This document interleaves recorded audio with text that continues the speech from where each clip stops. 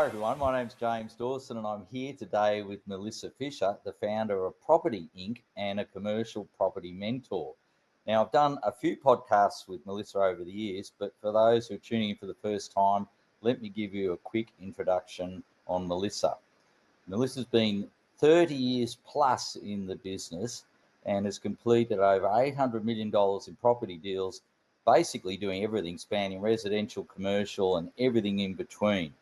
And about 10 years ago, when I first met Melissa, we did some one-on-one coaching and she was already developing her own self-storage facilities and a whole heap of other things, which I'm sure Melissa will tell us about. And how have those storage facilities been going, Melissa? Are they still part of your portfolio? Yeah, the storage facilities are doing really well. It was an amazing industry to get into. And it's always interesting, James, to look back at starting positions or we change into doing something different. I could not be more grateful for those two storage facilities then, because we are increasing the amount of storage that we hold, but in an amazing industry. If people don't know the industry, maybe we could do a podcast on storage one day, because wow, what that industry is doing is incredible. Absolutely incredible. Oh, that's great. It is amazing. I actually know a friend of mine is part of one of the original big storage companies, Kennards, and Oh, I think yeah. I think 200,000 storage sheds they're still operating, and it's just a growing business. It's just amazing. Everyone's got so much stuff they need to store it, or they're downsizing and need places to keep their toys. It's not hard when you look at the changes that are happening in the residential space and go, people don't have the yards and the sheds that they used to have, but we still Mm. want the same toys. We still want to hoard the stuff that we hoard, right? Bit concerning, really, when you see what people pay to hold on to. But it's bigger than that. It's got into business, where it's businesses use them for their online shopping and they use them for really funny. We did build a factory for a blogger who had been using a couple of our storage sheds to Oh, actually operate out of. So you'd be surprised what they actually get used for. Right? It's incredible. It's a cheap alternative, especially when people are starting things. A great industry. And for those that get into the numbers and enjoy listening to cap rates and stuff, when I first started, the cap rates there were about 11%. They're sub eights. wow, that's So yeah, amazing, isn't it? yeah, yeah. So there's a Fantastic. big change in the industry. Yeah. Now, the next one I wanted to hear about, I remember last time we spoke, you bought a 74-acre airport and you're developing it into high-end health and wellness. And I know that you're big into the health and wellness. I don't know whether you had your ice bath this morning or anything, I but did. and, oh, good, very good. And gym session as well. I don't Gym know. session, cryotherapy, ice bath, and sauna this morning. Oh, great. I didn't have an ice bath, but I did go for a surf in 24-degree water Close. in the same place. But anyway, how's that project coming along? So that is amazing. That project is about 374 acres of airport and Oh, um, 374. yeah, and farming Oh, land. sorry. So we say Okay. that's okay. Farming land has been used for farming for a long time. However, it's a green wedge zone. So Right. it has use that we're allowed to use it for. We are expanding on that use because yes, we are really pushing into the wellness and well-being space.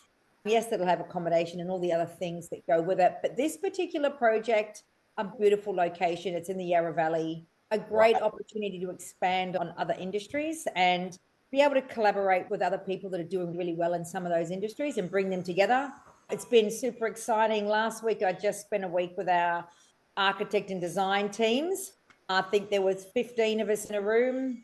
Oh, And so we've gone through round one urban design for our planning scheme amendment, but now it's into the actual development and really getting into the core values and principles of what this project is, and that'll push through into the designs. It's a very exciting project. We're looking to lead in a few things in the aviation space, the health and wellbeing space, and education as well. So I wow. am so excited about it. It's a sizable project. There'll be a lot of people on the team around this one. So And multi-stage. oh, look, yes, Yeah. yeah, this will take a few years, right? This is not a Yeah, quick yeah, cool. one. What's really interesting, when I go back to first getting into the commercial space, the fundamentals remain the same, irrelevant to the Mm, size of the project. You're still going through the same processes, your due diligence, everything you need to do, you're engaging teams. Everything stays the same. It's just at a larger yeah. scale. But this one is a very exciting project with what we can deliver back into communities, the offering in various industries, and how we can help expand on that. Wow. So, It's gonna, I can't wait to book in and have a little session there for a couple of days. That'd be great. I'll make sure you're there for the opening night. Okay, I'll definitely make sure you're there for the opening night. It's an exciting one. I'll actually, people will start to see a little bit more come out relative to it as we go through the various stages. We'll post a few things, and I enabled my masterminds to actually be on Zoom and sit in with one of the sessions I had with our architectural teams, right? Oh, wow, fantastic. an amazing opportunity to sit and listen to what goes on behind the scenes and how things actually unfold. So, yeah, that's so valuable. And we'll probably talk a little bit more about that later on, because that's just so valuable to have that experience. But one thing another little question was about the market conditions at the moment and people's, I guess, timing of the investments, because I get the questions time when I'm just chatting to people that they're saying, oh, I'm waiting for the perfect time to invest, and I'm waiting for this and waiting for the interest rates to drop and all that stuff. And we've been right through the COVID, then the high interest rates, and there is still a huge amount of activity in the commercial sector. I'm getting people offering to buy some of my properties, and they're not even on the market. So, what would you say to people who are saying, "Oh, I'm waiting for something to get better or something to change"? What would you say to that?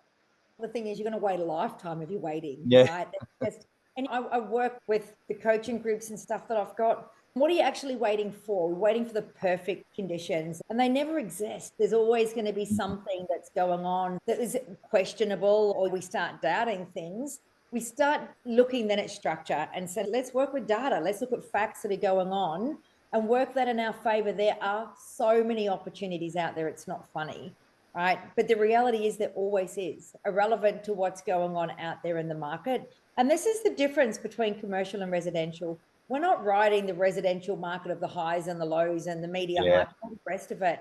Right? We're working off what an actual demand or a need is off the back of various other fundamentals. And some of that is residential. When you've got residential growth, you've got a need for business, right? And that will always be.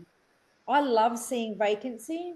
And I know it concerns a lot of people, but something I learned a long time ago is when you've got vacancy, you've got change. We're going, so what was the change? Was it we've gone from a aging demographic to we've had a flood of younger people coming in and different needs? What is it? What does that change? Because when we know what the change is, we can be the solution. We can fill vacant space with what people actually need that supports business. It gives us a great asset. It's de-risked. Everyone wins out of this, right? There's a lot of fear that goes on about, oh yeah, but what happens? We're actually controlling the outcome. You are taking steps and action to create an outcome. You're not waiting for it to happen. Yeah. So anyone that's sitting back going, is it the right time? They go, look, you know what? I've watched so many assets over years, and I go, every time's the right time. The better question would be, what asset class are we looking at the moment? Where is the change? What's actually going on? Start understanding a little bit more about why things change and what happens, and you'll start seeing the opportunities that are out there. Interest rates are factored into our numbers, right? Yeah. All of this is it's not something that's out of our control like it is residentially. Just funny on this, James, I've got to say, I was doing a podcast with someone recently, and I was on my soapbox about about people buying residential property as their first investment. And I went, fundamentally, I think it's the worst thing people can do is leave home and buy a house, right? It sets them up for a mindset. It locks them into an area, a job, because now they're tied into a 30-year mortgage. It starts a belief structure that doesn't work for them moving into the investment space. Yeah. If I had my way, everyone would leave home and go into an investment first and learn what this is about and set themselves up for success with a different mindset, and then go and buy your home. Let that be further down the line. Don't get hung up on these things straight away, because it is a mindset thing. It is that ability to look at things differently and understand what you're in control of, what you can actually control, and the outcomes you create, and what you can't control. And it's probably a good segue into when I was running the Commercial Investing Academy. A lot of people were coming from residential and getting into they already had maybe one or two residential properties, and then they wanted to move into commercial. And I guess was that the same for you, or are you solely commercial now and no residential? I've done residential. When I look at residential, I look at it on a commercial basis. So it might be a whole block of apartments. We're looking at a project at the moment that will convert some office space into high-end apartments. Why? Because that's the asset class that fits best for that asset in that location, right? The commercial space that was created was just wrong for the location. It's what it was, right? Yeah. I look at it very commercially. I don't look at residential as most people do. I don't play in the renovation space, to be perfectly honest. I think it's one of the toughest. I'm yet to find someone that actually sticks to a budget. It's Yeah. and the variances, it's a tough game to play in, especially when you're starting out. I think it challenges people. So they don't go back into doing more investing in the property industry. So predominantly, yes, I am commercial industrial, I don't play in the residential space at all. A great, yeah, I totally agree. I'm just doing a reno now in a little cottage, and we're already over budget, even with the experience I've had. And you just start to change things as you go, and ultimately a better job, but you've got to find the money. You've still got to find the money. You've still got to try and find a return at the back end. It's not negatively geared. Yeah, that's it. Remember Carrie? Remember, because this is probably a good example of someone who bought something like a sub $1 million shopping centre, which is virtually the price of an apartment in Sydney. And she had, like me, she bought stuff with vacancies and all that. And how's she going with that? Could you give us a bit of an update on that? So Carrie, just for a really quick recap, yes, it was listed at about 800,000. She negotiated it down to 706 from memory. So it was Wow.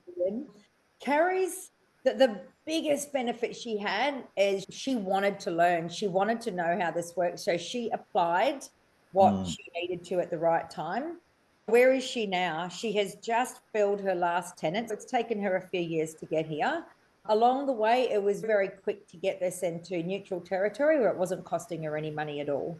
She bought it near empty. It had 12 tenancies. She had 8 vacancies, right? Yep. Large regional area, Western Australia. And she worked tirelessly, but very diligently to get the right tenant mix in there. And one of the tenants she got in, she actually shifted them into a bigger location over this time frame because they had grown and they wanted the bigger space that she was about to start preparing to lease out. She shifted them in and then released the space that they were in. She's just become a master at following a process, understanding what tenants need, working to that benefit for both sides. She's literally just signed up the last tenant. Wow. She is now, it's cost her about $1 million all in. Yeah. From where she started, $252,000 net income. Wow. Just over $3 million in value. Yeah. Incredible. That's just such a life-changing deal. Almost, you just bought that and you could say, okay, I just don't want to do anymore. I'm just going to manage that. Yep, exactly. Yeah. But this has changed her way of seeing things. It's changed how she looks at negotiating. It changed how she looks at property, how she talks with her tenants, what she'll put up with or won't she put up with agents. This is just a total game changer to her. So a little bit of a check-in with what she's doing. Her and her husband sat down and went over their portfolio. And we'd had a chat about this quite some time ago. And she came to me and she said, Mel, these are the things I think we're going to sell. There are a couple of residential properties because I reckon we can do better. Yeah, of course. Yeah. But it's not a reactive sell. It's this is what we're going to do. This is how it's going to play out. This is what we're going to sell them for. So it's strategic. She follows a process. She gets the results that she wants. She is working with another one of my masterminds, Sue Lynn. They're looking at a substantial project in Sydney. And very similar to her little shopping centre that she's just done, just at a larger scale and a different state. So they're negotiating that at the moment, working exceptionally well together. Love watching what they're doing. It's incredible, absolutely incredible. Oh, that's just amazing. I love hearing that. Now, obviously, she's in the mastermind group. Any other stories of a few more mastermind members? Look, it's so Sue Lynn, who Carrie's working with at the moment, they've paired up. Great little dynamic pair, those two. So Sue Lynn actually bought a industrial property up in Geraldton in WA. And that was her first commercial deal. She learned a lot getting into that. It was a hold for her, so she had a good return off it, was very satisfied, a lot of negotiations she went through. She learned a lot about insurances and vendors along the way and how to manage that, because that deal for her was the vendor was also the tenant. So we had to really get back to the reality of what the value is and how this plays out. So she got through all of that. She got into that project.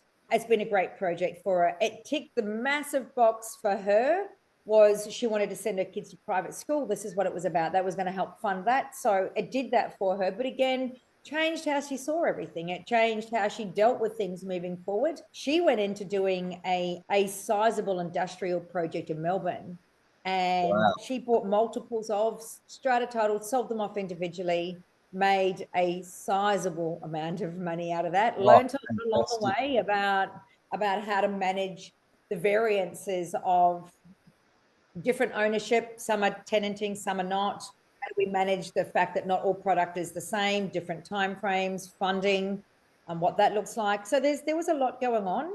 Could not have been more proud of how she held herself and managed herself through some of the challenges, because everything comes with challenge, but this is where growth came from. Big tick for her. They, like I said, sizable returns off it.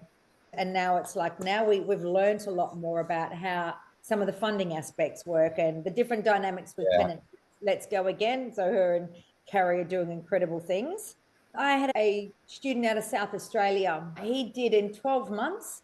He did a deal in Northern Territory. It was a hold. It was a very good return. It was a nice group of shops.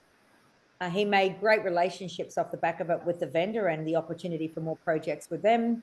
So he had a nice hold with some great double-digit returns off the back of that. And he also did a project in Cairns, which was quite interesting. That one, he had some opportunity to move a childcare out because it wasn't a great building for childcare, had better value and opportunity for some office space.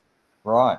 What he did learn was, if he's going to move a childcare out, where are we going to put them? Can we help them out? It's not just about kick a tenant out. It's, can we give them a better location? How does that actually play out? Because their play area was like car park. It was not great. Right.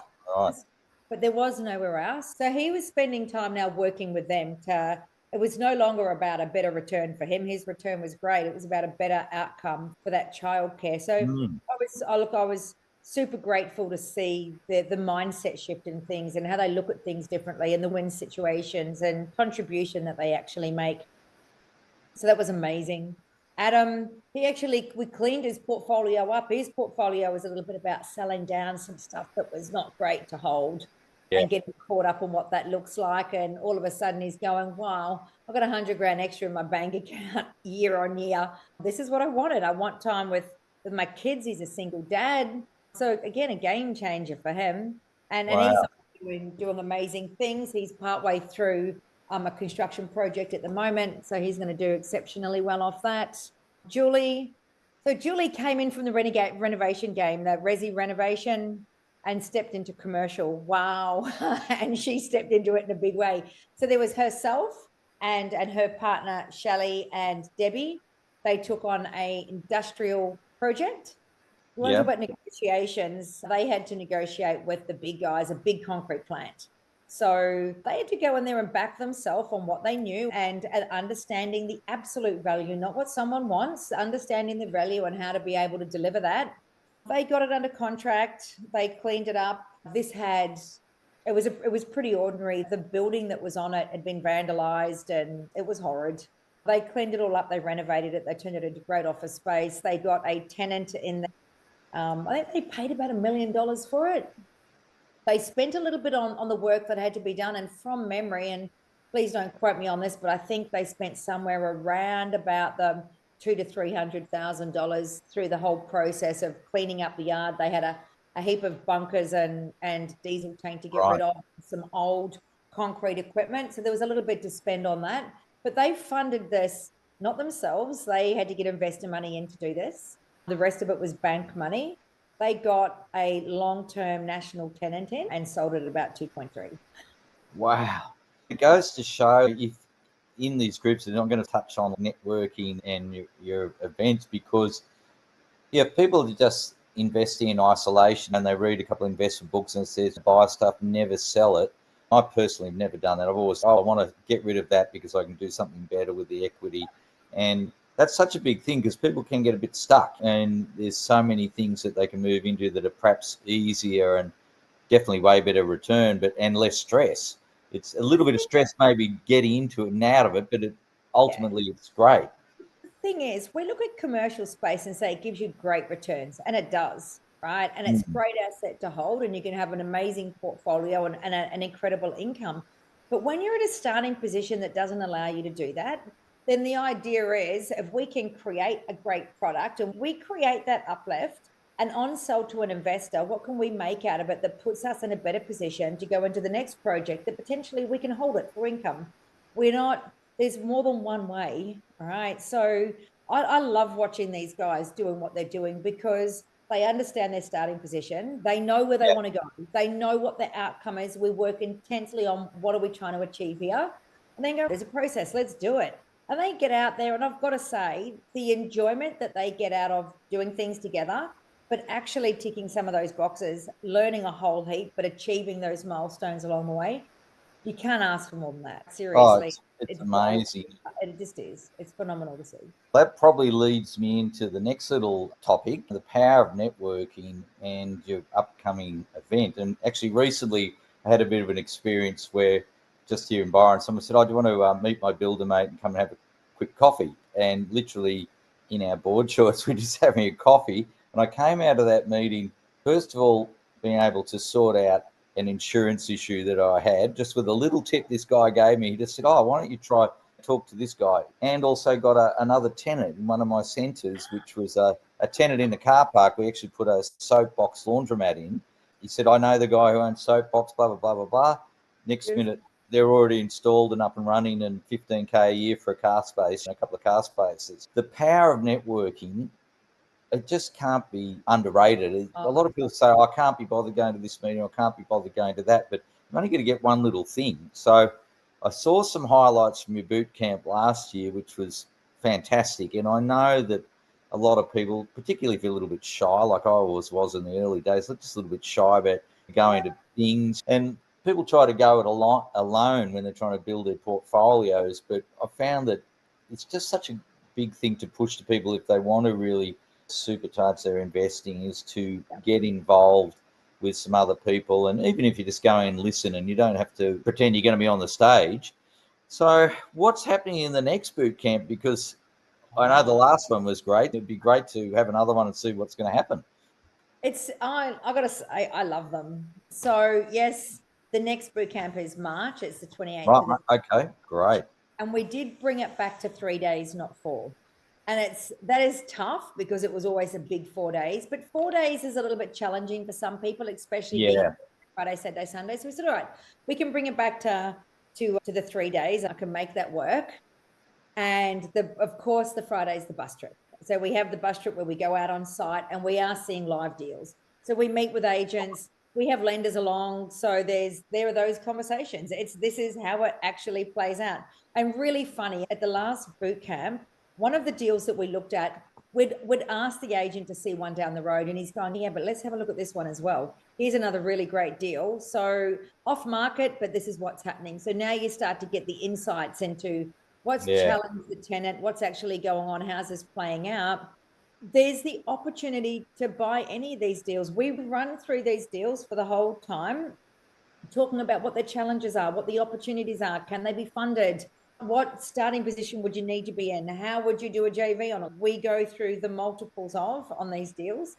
So like I said, we did Sydney last time, and we actually took a big trip down to Wollongong and Port Kembla. Right.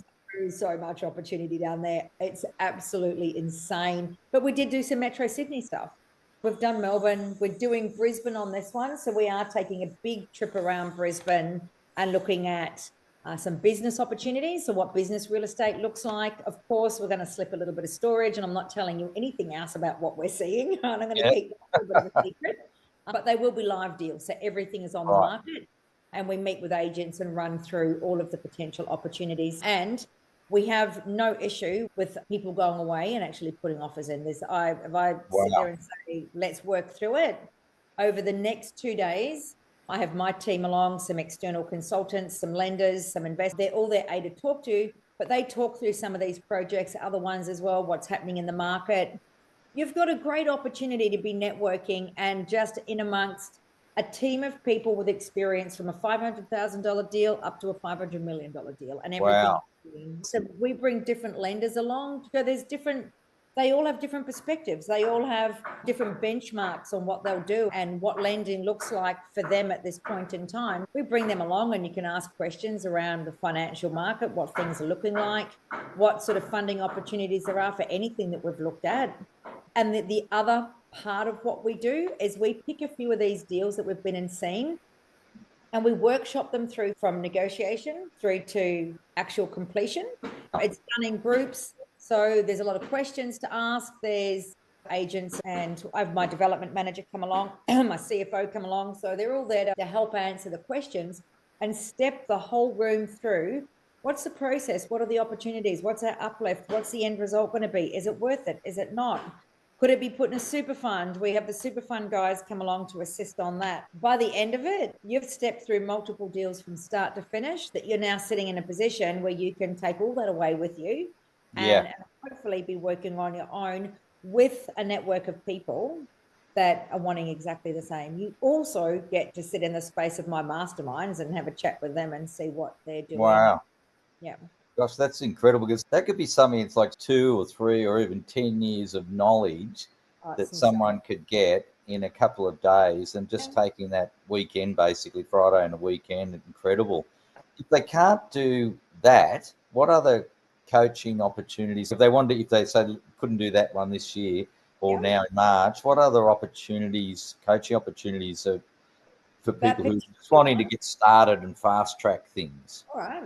That particular one is limited. So all of our boot camps are limited by how many people I can fit on a bus, right? Because that bus trip's really important. And there's only, we did say maybe we need to do a train instead of a bus. How's this going to play out?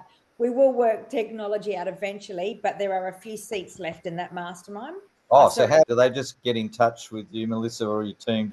We'll put a link for this, but definitely they can get in touch through Pauline and Erin at Property Inc. Okay. We'll put a link to all of this so they can get in touch with the team in regards to seats that are left for that particular one. Other coaching opportunities, of course, there's my mastermind, but this is not for everyone. This is I select people that are ready to be at that level. But prior to that, and there are a few opportunities coming up in that, but again, invitation. So this is an application that goes through. It's then put in front of me. I'll have a chat with them about, are you ready to actually embark on this? And if it's not at the moment, then I definitely direct them to some other opportunities. We've definitely got the Commercial Investing Academy, which is a massive starting position for people really getting into the understanding of. If they need that little bit more, we've got which is a group coaching scenario that we do. Yeah.